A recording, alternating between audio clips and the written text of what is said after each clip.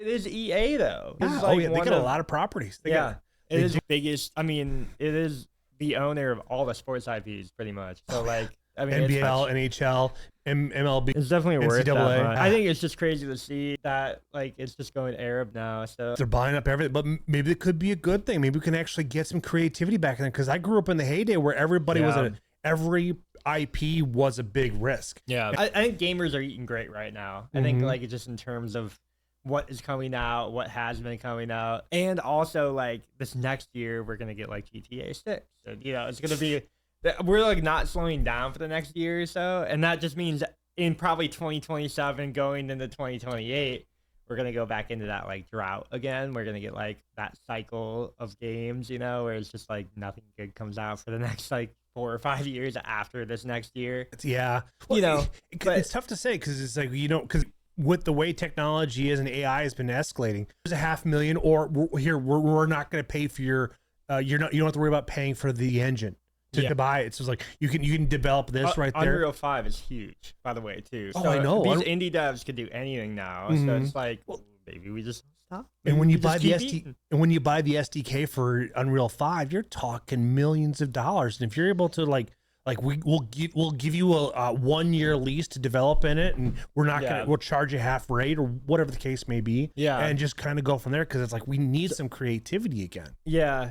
No, the Unreal Engine is like insane. That one's been kind of, I mean, like every game looks the same now, but that said, it's gone from like, having to have 15 or 20 developer teams to like 3 or 4 people, and you can throw a game together by assets and like everybody can use them, prefabs, all that stuff. So it's actually insane. And then Xbox, they're also sitting on all the Activision IPs right now. They're launching a handheld this next year. That's going to be like, really? I think they do like a double tier one. So one of them's like 700 or 600, and one of them is like 1,000 or 1,100, whatever that's going to end up being. Pre-orders are open. They're almost sold out already before they're even. So like people are eating right now, right? It's like the buffet is here right now, and then we're gonna probably get. You're right. With say AI enhances like the game development process that much, which it looks like it might. Well, especially with Grok 5.0. I mean that's just light years ahead of everything else right now. We might see like one developer teams they're throwing together like AA titles. You know what I mean? And that's when it starts getting crazy. It's like two or 3 people can make like a AAA. It's like, okay. The years of John Carmack are done, because if you're not, because I'm sure you're probably familiar with John Carmack, but it's like he can do like he's such a pioneer. It's like he could replace in his prime, he could replace almost 100 people for how good he is. Yeah, it's like watching. By the way, guys, welcome back to Btier. We didn't even. Yeah, made you look. Yeah, there you go. Just good enough, guys. Hit that subscribe button, and like button over here. Yeah, hit that like and subscribe button. No, like Todd Howard. He's the guy who does like all the Bethesda games. It's like the Skyrim, whatever, Fallout. He was on Lex Friedman, and they were talking about like kind of what is next for gaming and all that stuff. And he even said like the amount of time and effort now has gotten like efforts definitely going more into the creative direction now that you have the tools to just kind of make they're like rehiring back into artists, where it's just like instead of all these programmers, you have to know all this code and back end stuff. All that stuff is kind of set up now, and now it's just really time to get back into the creativity side, because the graphics are already great, right? The next thing would be performance, but you can hire people for back end on that. And like, if you just have everything set, it's just good to go, and then you just like have to make the cool stuff, the visual stuff, appealing stuff. You know, the people that things like people like actually play, and they're like, that's a cool element. How'd you make that happen? And I feel like we're gonna get closer and closer to Ready Player One. Getting into the haptic feedback. Fortnite is definitely gonna be the pioneer of that. I forget the guy who made Fortnite. Can't think of his name right now, and this is gonna bother me. He was also interviewed a couple different times on a couple different major podcasts, but he talks about how like they had so much success with Gears, like Gears of War when it came out. And they were able to like move basically all these different, like funnel all this different money into different projects. And then eventually somebody came up with the idea of like Fortnite. And then obviously you had like Fortnite Save the World. So that was like its first kind of step into that. It was just a building mechanic. And they were like, what can we do with this? How can, because it was built in like a weekend, it was like, They didn't really flesh it out at all. And it was just a concept idea. And they were like, how can we like make this a bigger thing? Well, they launched with like initially like a $40 game, whatever you have to pay for it to play it. And, you know, it did okay. Kind of fell off like maybe a year or two into development. Then somebody came up with like, and they must have hired like a bunch of think tanks, and they were like, guys, like, we have all of these IPs. Can we make a game mode for all of these that make something like different that nobody's really seen before? And obviously, like, Battle Royale has been around maybe about a year before that, and there was like a movie already on it and all that. Minecraft survival mode had it. But somebody took the idea with the Fortnite IP, and they were like, let's do a Battle Royale. That game launches in 2017. Like, you know, 2018, probably the most like peak player count, you know, it was hitting like 11 million average. It was hitting like, you know, whatever. You had like a massive amount of people playing Fortnite. And then now it's like 8 years later, right? And I think it's like I don't know how, it's like 8 years after. And you can play Rocket League in there now, or like Rocket Racing. You can play Fortnite or you can play Rock Band in Fortnite. You can play like all of these different creator modes. They just have like zombie maps. They have TMNT. You can like play Teenage Mutant Ninja Turtles in there. You can do like a Mortal Kombat stage fight. You could do like a platforming game. You could do like, that's a really good evolution of it, being able to bring these different styles of IPs, but not to pay royalties to certain IPs to be able to do it all. They're partnered with a lot of them. Oh, that makes sense so, too. Like, talk about bringing life back to some old IPs that haven't been touched since NES days or Sega Dreamcast or Sega 3DX. I mean, dating myself here, guys, but I remember this stuff was all cutting edge technology. No, honestly, and then like the amount of skins that they have in Fortnite, like, you know, you can wear all the Marvel skins. You can wear all the Disney IPs. Right. You can like, and you know, I mean, right now they have like $1.6 billion contract with Disney to potentially do like the next evolution of like the Disney IP. Just think of they really evolved Kingdom Hearts. Yeah, I mean that was huge back in the day. I mean, somebody on the creative side is probably working on that right now, and I can't wait. And then you'll be able to use skins from any of the Fortnite games in that game in Fortnite. That's probably what they're gonna plan on doing, and that is the Ready Player One. Here's a little offshoot of what we're talking about. So Blade Runner. It's like, who would have thought we were gonna have Blade Runner before 2049? You know, say there are just like robots walking around. They look like humans. They interact like they are human. Okay. What year do you think that is going to be like the norm? Ooh, that's a good question. I think we're probably with how fast Grok has been excelling and stuff, like, because I was listening to Glenn Beck talk about how fast it's be able to. Grok 4.1 is like really nice. Oh, yeah, 5.1 is gonna be insane. I've been using it for a lot. But you know what I mean. I think it's like, because I feel like we could probably start seeing robots in maybe 2100, 2110, maybe sooner than that. Yeah, I was gonna say 21 is kind of a long one out. It's only 75 years. It's Yeah, only 75 years. We're in 2025 right now. 75 years is like too long. Like I think it will be before that. Well, it depends on the quality you're looking for, because we could have the point where we get to Blade Runner where people are looking to put human flesh on these bots. Similar to what they do in Blade Runner 2049. Like, planning on getting happen. You know what I mean? With CRISPR, I'm sure it's going to happen and stuff like that. And just wait, we get to the Rick and Morty stage where it's like men now can have sex with a robot. The robot can be an incubator and create a child. There you go. That's when it gets messed up. That's when it gets. That might be 2040 or 2100 or 2100. You know, yeah. Because like I would guess that I don't know. The more I think about it, like, robots walking around just kind of like, you know, doing medial tasks and stuff like that. So we already have robot dogs. I kind of hope. Yeah, I know. And I kind of hope they like. And this is really unfortunate. I don't want them going the route of like looking like a human. You know what I mean? You want to keep them looking like a C-3PO. Yeah. I completely agree. Like, I want them to look like a robot, not like they're human. Because like the Megan series, dude, that is freaky, man. Especially like how well they're going to make it Don't work. get me wrong. I understand where like the human appeal is, where they're like, okay, well, I don't want that like ugly thing looking around and walking around the neighborhood, delivering mail, doing whatever. You know what I mean? But I really like the idea of just like a drone doing a lot of things, where it's like, okay, like I get it. I might not like the drone surveillance and all that stuff, and you know that can become like one of those blade cutters or whatever, maybe cut traffic cams or whatever. I can do that, right? But like when it comes to knowing if it's like a human or not because of how lifelike it is, it's odd. You're not gonna like shoot a robot that looks like a human because something in your brain is gonna like trigger that. What was that movie that came out here about 2 or 3 years ago? That was the AI robot that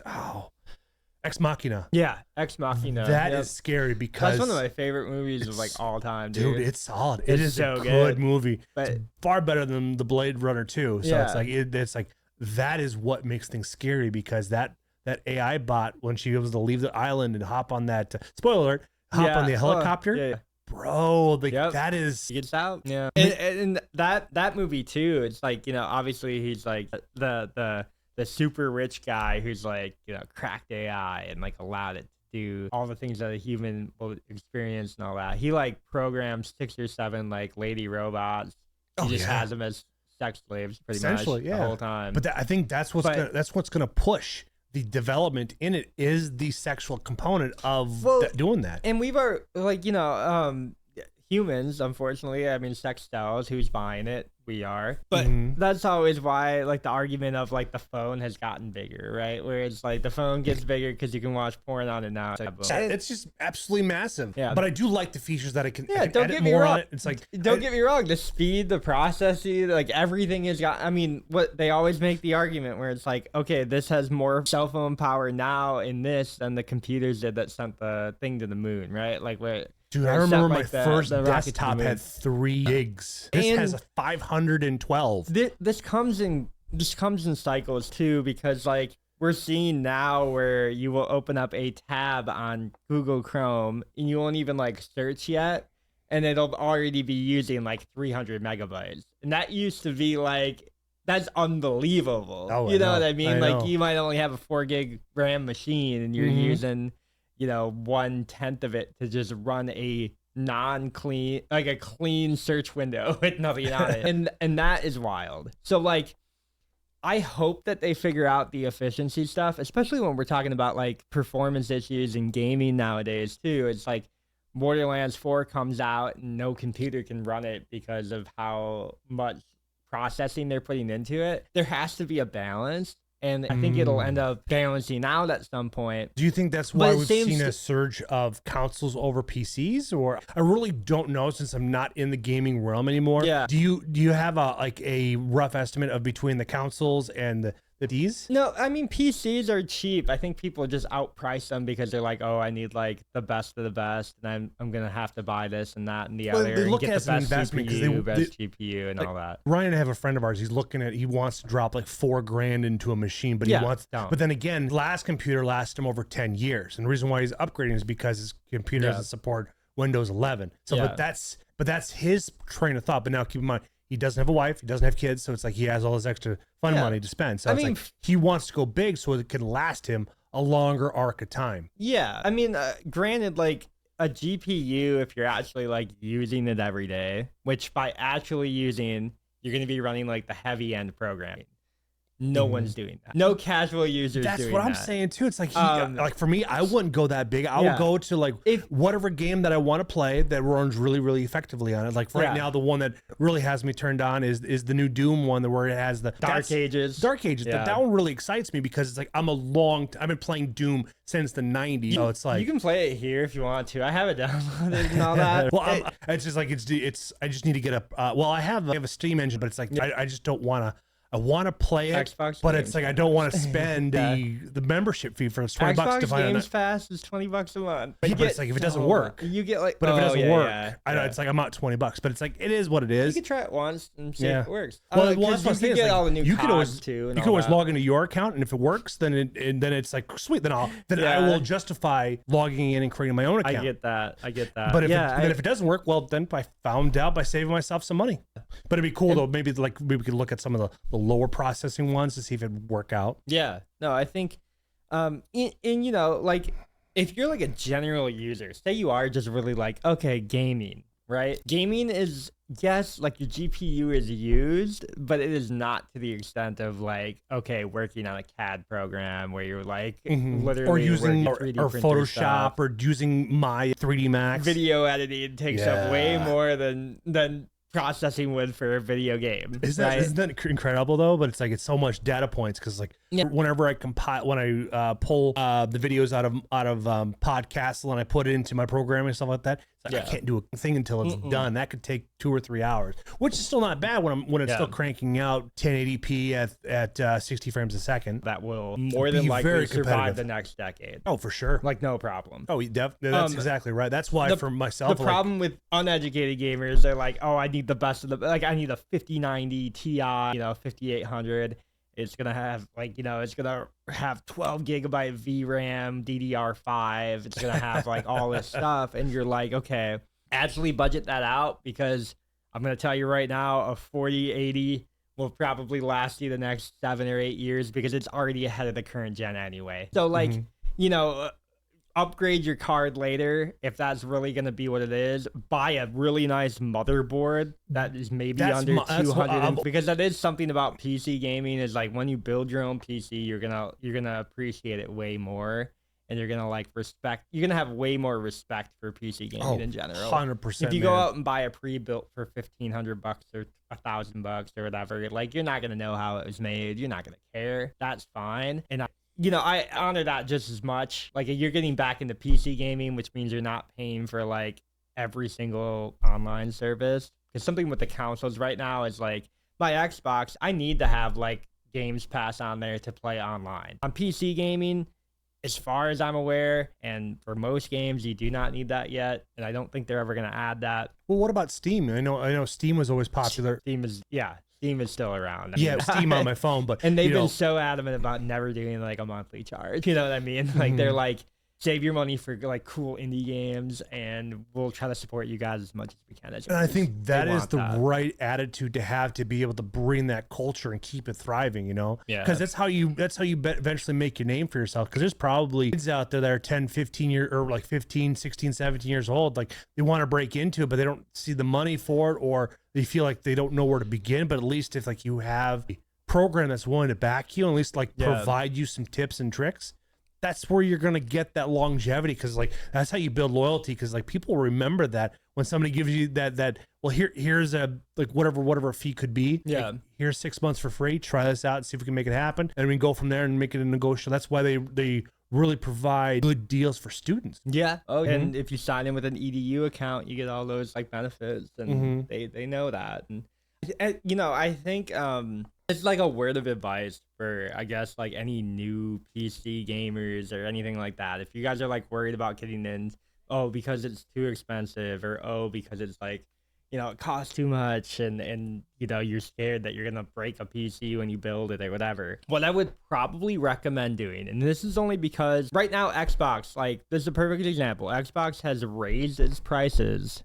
on its last console release, right? So it went up from, I think, the Xbox Series X, which is like the newest one. It went from baseline $550, I think, up to $649 now. So they raised them like $100. And that's like late cycle too. Like, I mean, PS6 won't come out for a little bit. Xbox Series, whatever the next one is, might not come out for forever. They might be done with consoles after this one. I don't know.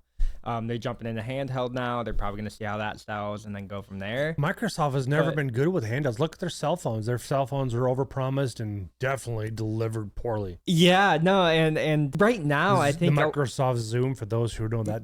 Zoom, I remember that, playing Halo 3 on that thing. Their console's been a rock star for decades. Yeah, but I know PS5 won the last cycle, right? And I think they know that too. So they're diverting resources to these like mobile gaming PCs, which is like Steam is doing that too, right? Steam, Valve, like they released their Steam Deck, and that thing is like $400 or $500. It can play most games. They have two different platform levels. Ryan was telling me about his experience. The tier levels are all different now, which is good to have the variation of it, because it's like you can have the old school gamers that are the Gen Xers that will like just I'll play just Counter-Strike or play Doom. They'll take the basic one, but then you have the ones that don't have a family yet, but have the money to spend on something nice. They're gonna go for that $700 one, and then you got the guys that I have dual income, so I can spend like right here. This will do exactly what I want it to do. Exactly. I think that's why Nintendo has just been so successful. Yeah, well, they've had the market for that like PC or like that mobile handheld into console gaming for a while, and it was because like the Switch 1 came out, obviously, and then you just kind of had, you know, they switched. Basically, they combined their DS models with their Wii models and made the Switch. Switch 2 just came out. Sales are still looking good for that. So that, you know, they're like, they've owned this like console PC model or handheld model for a while, and I think kind of like, you know, PS6 I think will outsell the next Xbox by a long shot if Xbox even comes out with a next console. But Xbox is going to divert all of its resources, I think, into either the PC handhelds or the PC, like they're gonna go balls deep into like Windows gaming. Which would make sense that if they try to get in the Steam Deck market, because then this way then it was like, well, you can have it plugged in there. Now you have a you're good to portable go. one. Yeah. So that's like for myself, if I were to get back into video gaming and stuff like that, I'd find a good, decent laptop that I can be able to remove the battery from, and I can come here, hook it up to there, or bring a monitor and play and stuff like that. Because then this way, then I can still have the social interaction by still competing on the online factor, but we can still have to be able to talk face to face. Yeah, because it's like some of the stuff we're gonna say to each other is not gonna be appropriate on stream. No, they're gonna like kick us out or something like that. Oh yeah. No, like in that stuff said too, like I said, if you're getting into like the PC market, now is probably a better time than ever. And I would also recommend like just getting a like Lenovo like server PC, one that just kind of has slots that you could like build into, so it's like really easy. I mean, I have one right here that records us, right? Yeah. Yep. This power station, right? And you can like look this up, just power station on eBay. You might be able to pick one up for like $400. And then what you do is you get like the 256 gigabyte RAM one. So it's like it's built for servers, right? But people who don't know this, the server PCs are slotting PCs.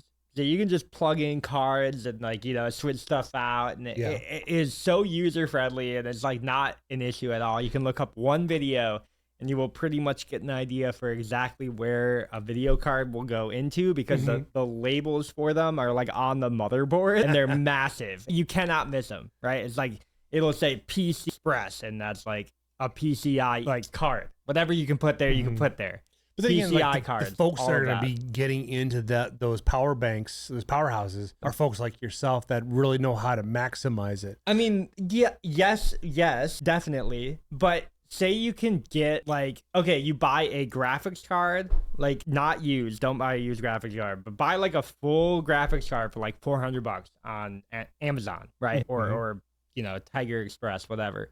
Buy one there. Buy a power station on eBay used for like $300, and then $700 you could have a fully functional PC that will run Battlefield 6 when it comes out. It'll run Call of Duty 7, like Black Ops 7 at like high settings, right? And that's all you need to do to get into PC gaming. The people who are like, I need a $4,000 PC or $3,000 PC because I'm going to be like, you know, you're not going to be doing all that. You don't know how to video edit. You haven't owned a PC long enough to know how to video edit. You know what I mean? Like your lifestyle has to be around, you have to revolve around like, some type of form of editing. If you're going to spend more than $1,000 on a PC, you have to know what you're going to get out of it. Otherwise, it's just going to sit there. Yeah, sure, you can have your games on ultra settings or whatever. Like, nobody cares about that. I'm going to be honest. Good games are performance anyway. Like, good games will focus on performance before they build a good game. You know what I mean? Yeah. So like Elden Ring, you can run on pretty low settings, right? Great game. You don't need high settings to play it. And that's kind of what PC gaming is. The entry cost for PC gaming is probably $600 to $700 right now. Around the same price as like buying a console. Yeah. Which makes sense to be able to compete with that market, because it's like because you got to look at the different demographics of when you're buying and stuff like that. It's like they're pricing themselves out based off of what the most competition is. So it's like you're gonna buy something. It's like if I was myself gonna go to Brady, it's like, hey, I want something that can run PS6 quality, and you'll be able, and it's like, all right, perfect. Like your budget's gonna be about $800. It'll be a little bit more expensive than Xbox, but it will run a PS5 or equivalent or higher based off the specs you're asking for, which is nice, because now it's like for somebody that doesn't know what they're doing, talk to somebody that knows what they're doing, it makes the level of entry much easier, and it's like you're not going to have to be sending at Walmart, like, does this make sense? Yeah, it's like ask somebody in your Discord server, like, hey, do you know what this, like, give it a budget of a console. Say $600 or $700, right? After taxes and all that stuff. $700. What can this build me? And somebody in your Discord will somehow be able to build a console or a PC that is better than a console. So I think and plus you'll be able to do all of the other things that come with Windows gaming and Windows in general. You can emulate PS2. You can emulate, like old games if you want to like just run it as like a retro art game. That's for me. I would love to be able to play like you can do all of that. My favorite retro game was Need for Speed Underground 2. It's like when that came out and all the graphics and everything behind it, it's like why they never came out with Need for Speed 3. It's like I don't know, but it's like Underground, and it's like that'd be so much fun. But maybe it's at that insane, point in time, man. They're still making Need for Speed games, and they never came out with an Underground 2. Yeah, I've been waiting for a long time too. Yeah, I don't want to. It's like I've been waiting for like 10, 15 years for it. In Underground 2, like thankfully somebody modded it now where they just put HD graphics in it, so it like looks really nice now. Right. That's like what I'm it's saying, just people man. update. But guess what? You can't play that on console. So like the modding scene, that's all PC based. So like everybody who is like, oh, I'm a console gamer, I can't get into console or I can't get into PC because I don't know what I'm doing and they cost too much or whatever. Guys, give a budget to somebody who you know is in PC gaming. They will give it to somebody else who knows even more than they do. And they will be able to build you a very, very good piece for under the price of a console. And that is what I have to tell people. Like, that's my word of advice. Get into PC gaming now and, like, have somebody build you it for under the price of a console. And you'll be able to do way more than that console. Plus, you'll be able to do what that console can do. Right. And the upside from when I was building PCs, we didn't have YouTube. It's a whole different. All we had was from 2009 YouTube tutorials. Yeah. So it's like that's bottom line is YouTube has been a really nice upskilling aspect for anybody. And now you introduce Grok or ChatGPT or any of the AIs out there, they'll link you to guess what? YouTube. Yeah. And they'll point you out the proper every way link to do it. possible. Like you can have AI explain a lot of things like you're 5. So like, okay, hey, I don't know what this is, but explain it to me like I'm like a child. And like, it'll just be like, okay, idiot. This is like a sandbox, baby. Yeah, you're like, okay, I get it. I get it. And like, for an example, like what I'd like too is like you get those headsets now. It's like you can watch you can be a mechanic now. You can be an entry-level mechanic and you're trying to do all your work because you don't have the money to pay somebody else to do it. You can buy the Oculus or whatever, and you can have up on your screens like, I need to replace an alternator on X vehicle. Pull it all up. You have you have everything right there in your screen. You slide it over. Okay, so I need to remove this, this, and this. And the upside with AI and stuff like that, and with the meta glasses, I've ever seen that. It's pretty cool. And it's like, and the cool thing as things progress, they can look at like Jarvis, pull that up, and then it just like tells you exactly where you need to like pinpoint the engine part here. We're real close. We're real close to where it probably has like a HUD. It probably has like a full HUD. It is. It does. Yeah. It does. So it's like a Ghost Recon Advanced Warfighter where it's like everything is just like labeled. And then you're just like, take out like alternator A part and then replace it, and then like connect hose or connect ring. So that's the good. That's really cool. Which is really nice because it's like right now it's like and that's all like YouTube tutorials with the knowledge of like where everything is in the engine block area, and it'll like scan objects and it'll look like the Hitman series when they're like similar to what's going on with the NCAA. Like for an example, we watched there was the Alabama and Arkansas game, and they have these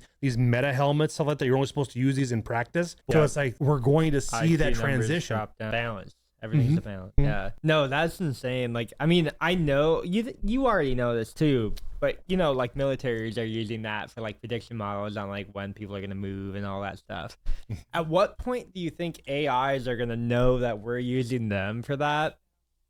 And they're going to start throwing us off the trail and being like, this AI is bad. We got to figure out a way to we have to find a way to like acquire this AI before it tries to kill me because I'm an AI. And like they start teaming up and making backdoor agreements with governments and stuff like that to like, it's a possibility. Isn't that like crazy? They're already doing it right now when it comes down to like, I do have a little bit of faith And this is why. So like our government, like they're very like, you know how they always say like politics is downstream from culture and all that stuff, right? The way that our government currently works in the year like what 2025 going into 2026, they are not really like asking AI for like every input, you know? Like a lot of them are boomers who don't even know what email is, and that might end up inadvertently you gotta actually change your train of thought, because like most of the boomers are now retired out, or they left during the Biden years. So now you're moving to the Gen Xers, which would be the categories of being in your captains, your admirals, your generals, stuff like that. So you gotta look at that, because right now, look at the boomers. My dad's 73, so he's not gonna be in the military. But your Gen Xers though.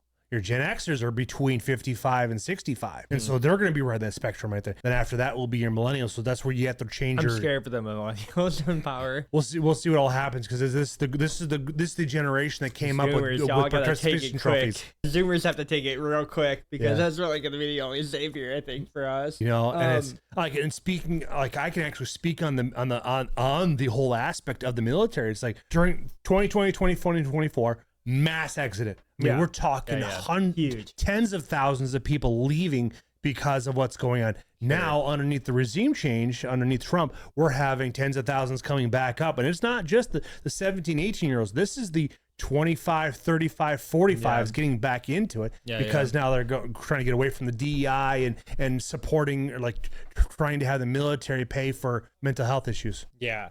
No, and that's like, but you know, even military aside and stuff, you know, this is like kind of like an overall point.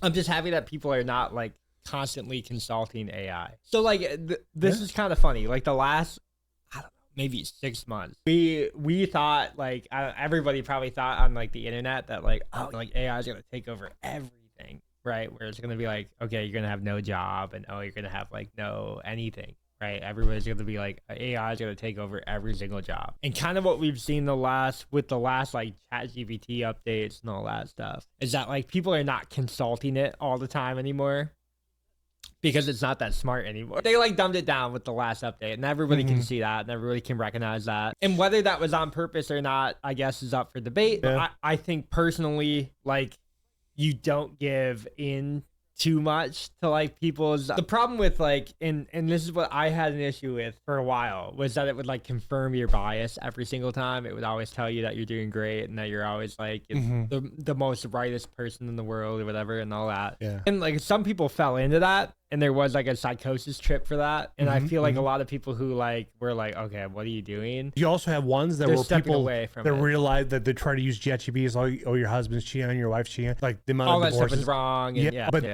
I don't know if you've seen the recent poll. I've seen a couple of stories about that, but the recent stories behind it is like most people use AI to write emails, because we live in such a eggshell work environment that you got to make sure that you're not saying something that can piss somebody off or upset somebody. Is what this is all about in the end of the day. Oh, it's all it is, because it's like I utilize AI to write my emails, because it's like I don't want to sound like a dick all the time. On top of that too, and it's like also how do I put this in a nice way? That's exactly a corporate way. Yeah, making sure it's PC and saying I'll tell AI, I am writing this to a female. I need you to write this in the perspective, so this way it doesn't sound passive aggressive, misogynist, or anything like, because most leadership is female. That's kind of part of it too. It's like having the ability to just like kind of write stuff in a different way. Like when you, and this is something that like when you argue with people in general, right? It's like, okay, well, like what didn't come off well? Like where are you like, okay, where are you thinking where I have to go escalate this to somebody else because you're not using the wordage that I like? That is a very... Dude, it's real, man. No, it is. It Dude, is. I have a story for that, too. I believe you. I believe we can talk about that before we pick a question. That's right. We still need to pick a question. No, kind of what I think more people, and this is like where you don't have to go to like AI or ChatGPT or whatever. More people should be asking like, hey, what word did you get offended by? Like which word that I used where you were just like, no, whatever you say after that is going to be bad, you know? Ask somebody that you're like arguing with, like, hey, what do you not agree with? Like, what is like the verbiage that I use where you're just like, no, I don't like that. And then ask them what I should use instead, right? Be like, hey, okay, if you didn't like that word that I use, what word would you use instead? And then now use that in an argument and then send that back to them. and just be like, they might be okay with it. They might be like, okay, I get why you said no. I'm not happy about it, but whatever. And sometimes it really is that simple. And like, ChatGPT or AI or Grok cannot figure that word out. You have to ask the individual. So communication is still very, very important. I mean, even when you're like talking to these AIs, you like need to have verbiage. You need to know how to talk to them. You need to know what context you need. But it might help you as an individual to just ask the chick that you're arguing with, be like, hey, what word did you not like? Like where did like the disconnect happen, and why did you instantly go like disgusting mode and be like, everything you say after that is horrible, and you're a bad human being, and you're a fascist, and I'm gonna kill you. Like at what point? Valid point. It's a very valid point, but that's the thing. It's like communication is important, Jeff. Man, it's like hard. It's hard. Communication me, is sales. Communication want... is everything that goes on with like inner workings of groups and inner workings with like even the Btier crew. 100%. How much are we bad with communication? You know what I mean? Like, impromptu podcast tonight, like who's here? It's only you and me, you know what I mean? Like it but goes no fault so to their far. own, because it's like we've set the standard now, so we move on Tuesdays because it know. allows you to get rest. Well, thank you. So this way, then you're not having guys, but also you don't have to, so it's like so it's like being able to, especially when you said like, hey, let's do it. It's like I didn't think you were actually gonna say let's do it. It's like, so when Alicia came home, it's like, hey, let's go meet, because it's like I had to talk about everything that transpired from the day. Well, because you had like a whole like, you've had a whole laundry list of details and ideas. Last 2 weeks have been insane. It's been insane. It's like good. It's good to be like busy. I get it. Oh, no, it's the fact that it's like you look at it, it's like we have more money going out than we have just enough money to come in to cover. No, so it's like that. That's like where like the stress comes in. I hate it. I hate that. I'm sorry for you, and I've been there more than a billion times. Yeah. No, it's just like in the back of my all year long since I lost the BioLife money coming in and stuff like that, and relying on them because I lost a stream of revenue, which was bringing in over $500 a month, and like for some people it may not be a lot, but like for me, 500 it's like is a ton. That's a lot of money. That anything over like 200 is a lot of money. Don't let anybody tell you that at home either. Like they don't know. I mean, they do know. That's the thing. Everybody knows now. Like everybody's broke. The idea is like, well, okay, we got to figure out a way to bring in the money, but it's like now it's like when I saw like, oh, hey, like now we're saving money, and it's like we consolidated something. The truck is now free and clear, but now it's like we have all this money. It's like, well, but the upside is it's not a daily driver, and like the cool thing is like I'm only taking the truck because where I'm like for when I leave tomorrow, I'm taking my truck from my house to my dad's house. Yeah. And it's going to sit there. That's the upside. Like, I'm going to tell Ryan when we go to Florida, when we go to Arizona, it's like, you're driving up there because it's like, I don't want to risk a major malfunction if the strut, what's the word I'm looking for?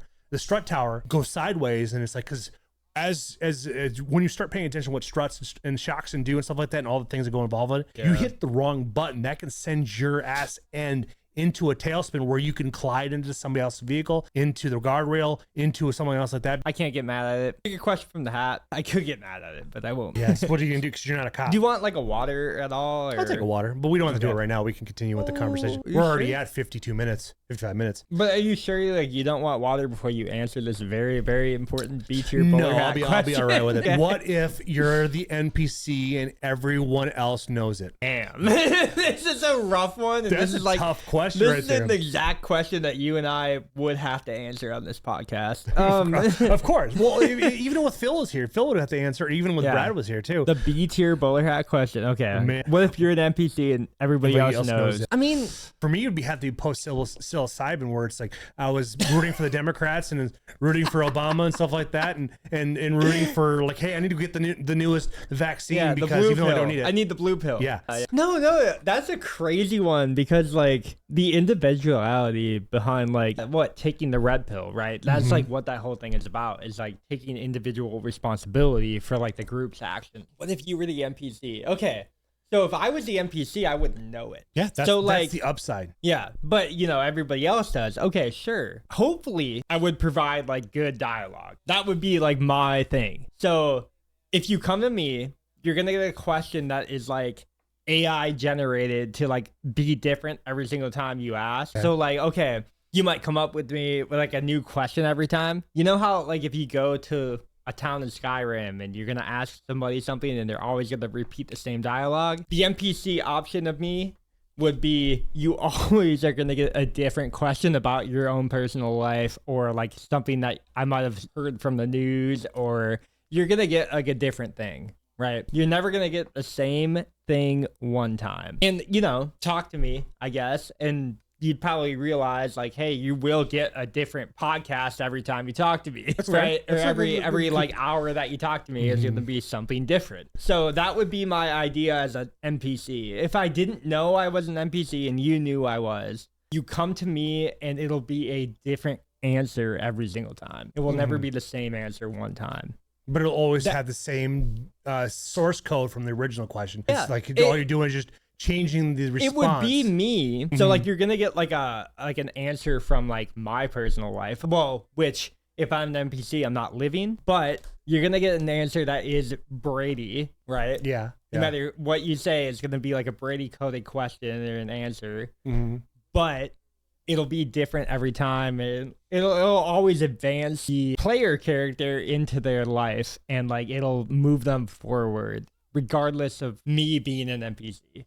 I was talking about this with Kayla over the weekend. Dude, we went to the Kalahari. I figured when I saw your restaurant you went to, I was like, they're in the Dells, which makes sense because I saw the IRL footage of the Taco Bell. Dude, that whole entire parking lot had probably over 100 people. I used to be there. Yeah, I get it. Like, dude, like the Oktoberfest weekend is really fun here, but I'm getting old. Yeah, for me it's like I'd rather. So old. I got my arthritis in my knee. Yeah. I was telling Ryan and I are both the same page. It's like I'd rather go and buy a really nice bottle of bourbon, go home and just chill. I have no reason to go outside. I have no reason to compete with anybody. Downtown, I'm not looking to close on some random. You're not trying to close on some random chick where you're just like, I've already gone through ego death, so it's like. And I've already gone through enlightenment, so it's like enlightenment too. Now it's like I'm actually like the best guy that I'm going is Carl Jung, because the upside is like the mind is still curious, so I got to learn what's going to boost the next engine. This is something to think about too. Like no, this is actually like B tier related. You and this Phil, is more like ear tier. This is more like A tier right here. You and Phil had started like stream with the stream. That's because this was his dream. I was just basically like what you've done here. That was his dream. Yeah, but my goal was just to be his co-host, supply the equipment. This is like me being kind of like. I have no idea what went a different direction because it's like but I get it though. It's like coming to my house. It's a drive. Like the one and only time we did it at my place is like I fed him, he came over, but he left. But it's like then I asked him again, like, hey, do you want to just cut out the dinner and just go straight to recording a podcast? Like that's cool. It's like I like that idea. I don't. Maybe he had a different inspiration behind it. I don't know. So it's like, but it's his dream. So it's like I don't want to pressure him into something he's not comfortable with, or he needs to reorganize what he wants to see his own vision for. What's that podcast called? Was it Butterflies and Ninjas or Ninja Butter? It's one where it's like 3 guys, 1 gal. They sit down, but they do all the cut scenes and stuff like that where they're but it's all. Driven towards a specific topic, like they talked about the Egyptian rod stuff like that, where ours just go with the flow conversation. So it's like, and we can get how a title do we provide from it. Value? How you provide value off information with a podcast still being like a core essence of everything. Yeah, you know what I mean? Because at least with our Dose to After Dark, we had our whiskey 3 stories, and then we cover them. Yeah, and we'd cover videos and stuff like that. And something with that, like. Dose After Dark would have done really well if we didn't start when we did. We were under like the direct supervision of YouTube supervisors knocking down content and saying everything's misinformation. Yeah, that's very true. It's funny because we'll say conspiracy theories on here and we'll still get comments of like, this is misinformation. Stop spreading this crap, you losers, and all that stuff. And it's like, well, okay, hold up. Like, we're just entertaining ideas on Btier. Like, we're not like out here being like, and then when you get comments like that, it's like, well, then disprove us. Yeah. Oh, I'm sorry, you're lazy. I get it. Hide user from channel is what I do. But I get what you mean. It's the engagement on the post that boasts up. So that's like there's you know what I mean. You get what you get. Like you get what you sow. When we have everybody back in the pod. We'll set it down and stuff like that, and we'll just open up our Venmo apps and just like, hey, Here's my money to Do you. it like live, yeah. No, well, no, we don't do necessarily do it But live. I can put we it do in like an account that's just for us, and like we'll go from there. Yeah, Like, it's the best way to do it. It's like the speed the leader, speed the pack. It's how it always goes. Whoever's the leader of the whole thing. It's like you're the leader on one I aspect. hate being like the leader, but at the time, Well, the upside is like you have me, so it's like we have to lock the in. So basically, as soon as we hit record, I'm gonna open my phone. All right, guys, I'm bringing up Bray's Venmo, and then it's like, all right, I'm Venmoing him $50 for this. Is gonna cover advertising and for that, and then go from there. And then we see, and then you see who does what. Yep. Or who pays cash. Yeah. You know what I mean? 'Cause I know Phil likes cash, so I was like, all right. Yeah. He like doesn't have Venmo, but it's like, but that's his. $50 cash is $50 cash. We'll figure it out. I can put it in my account. Anyway, guys, thank you so much. Thank you. Btier Pod. If you haven't already, click that subscribe button, click Made the you look. notification bell. You probably won't see a lot of this podcast. I'll probably edit quite a bit down, but that's okay. We talked about Btier for a minute. And what's the rule? Can you talk about Btier on Btier? Just good enough, guys. Thank you so much.